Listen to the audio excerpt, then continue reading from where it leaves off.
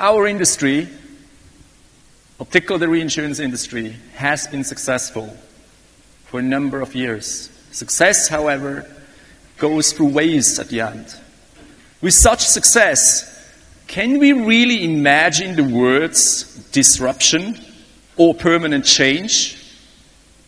To my mind, we better do, because if we don't,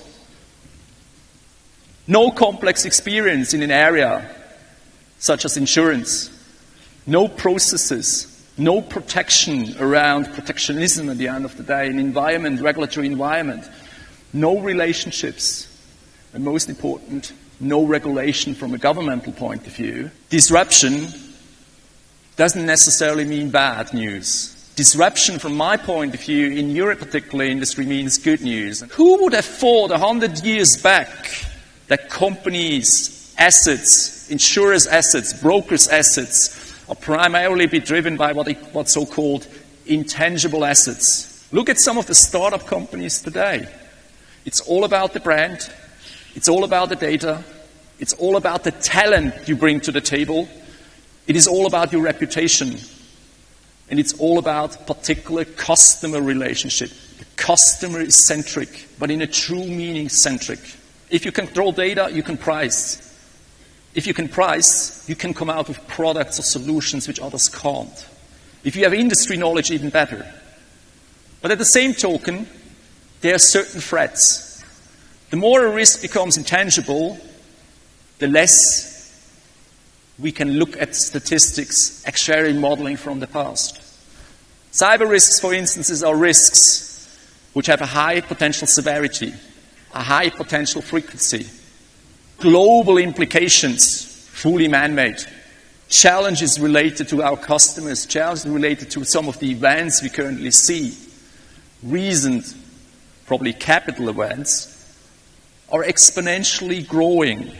Digitalization, however, is becoming the new order of the day, and thereby connecting our conventional businesses on the one side with strategies beyond the obvious at an unprecedented rate. Asia being the most populated continent, it represents the region in which I strongly believe not just the future is going to be, but where technology goes beyond the obvious, where probably the revolution as far as some of the insurance aspects are being driven. What should we watch out if we look going forward? The rising growth of mobile devices, social media network developments, and the acceptance of online commerce. Exponential growth means exponential value development of intangible assets. And the more value an intangible asset has, the bigger the risk. Look at some companies in the past. Look at a company like Northern Telecom a couple of years ago, one of the largest telecommunication equipment manufacturers. From 1 second to the other, the company was gone. Asia today roughly represents 60% globally of the population. Today, we have 4.3 billion subscriptions of mobile phones around the world. 58% of those 4.3 billion, which means 2.3 billion, are coming out of Asia. Asia is by far the fastest expanding regional economy. Companies such as Samsung, Xiaomi, such as Sony, represent today, together with Huawei, already 70% of the market. 33% of the app developers we have around the world are based in Asia. Technology companies are heavily intangible asset driven. They need new solutions. They have, some of them are not aware, significant cyber exposure, which I will talk about. Just the reputation, just the brand, just the data as examples, and the customer relationship, which means the supply chain. I'm often being asked around the race between two particular company styles. Insurance is being seen as a commodity and not as an asset, particularly for many of these companies. The way to change this is the way to focus on intangible assets. It's about customer connection. How do you work with your customer together? How do you analyze their needs? How do you assess what is required going forward? And most important, how do you make sure you remain relevant with your products? The media industry, or particularly the music industry, is one big example to show how disruption is coming in and disrupting out a whole industry. Another one, the print industry, gone pretty much today. 50% of the jobs over the next couple of years will either not exist in the way they are, or they will go in a total different direction in this field. The oil industry, a multi-trillion industry today, is going to be massively replaced over a couple of years by renewable energies. Who is investing into bitcoins? Any one of you? Easy to handle to a certain degree? Is it the risk? Is it the future? Without any doubt. Crypto technology is the future. We are at what I call the dawn of a disruptive area. We are at the beginning of a new age as far as insurance is concerned. Combining financial services with technology. Well, we need to be able to bridge it. Data-driven decisions. Analytics is far more than just data. Analytics is industry knowledge. Analytics is strategic advice. Future successful placement, or even today, in the intangible asset side, is not possible without data-driven decisions. Today, one of the biggest challenges when you have a cyber data breach is nothing else than to respond on time. AI will allow you to see the DNA of your counterparty to a certain degree and respond on time. Artificial intelligence, the challenge is we need to make sure any artificial intelligence is also working specifically in an ethical way.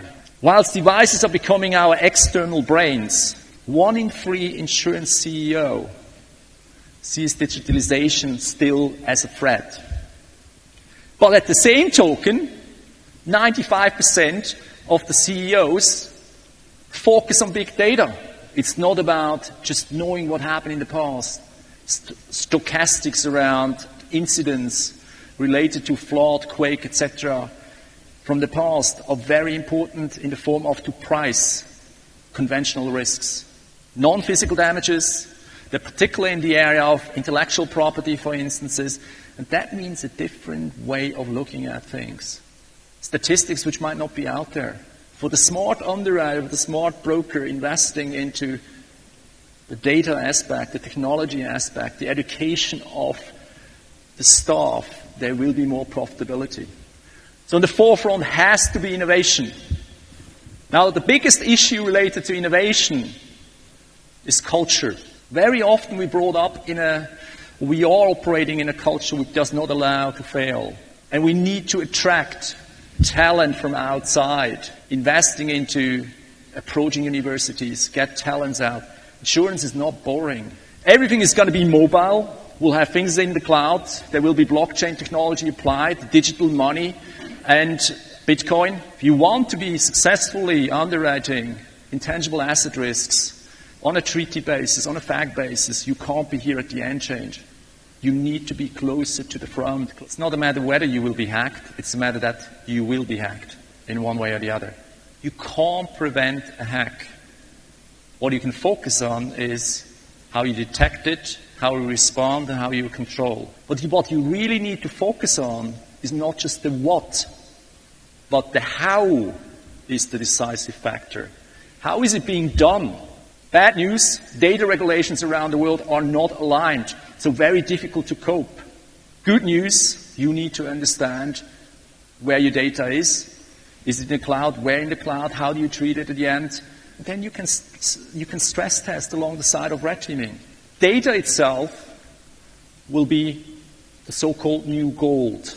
What we really need when we talk about intangible risks, we need so-called actionable threat intelligence. That's going to be the new oil of the industry. And the new oil is not data only, and not the systems only. The new currency of the industry is what I call the seamless trust into the product. When I talk about the seamless trust into the product, I really mean true contract and claim certainty. So we must ensure that we have not just the experience related to the technology, the talent specifically, and the skills to compete. Because if we don't compete like this, there will someone come into this particular industry who's going to disrupt the industry. But we have to find new ways to address client requirements, which are intangibles.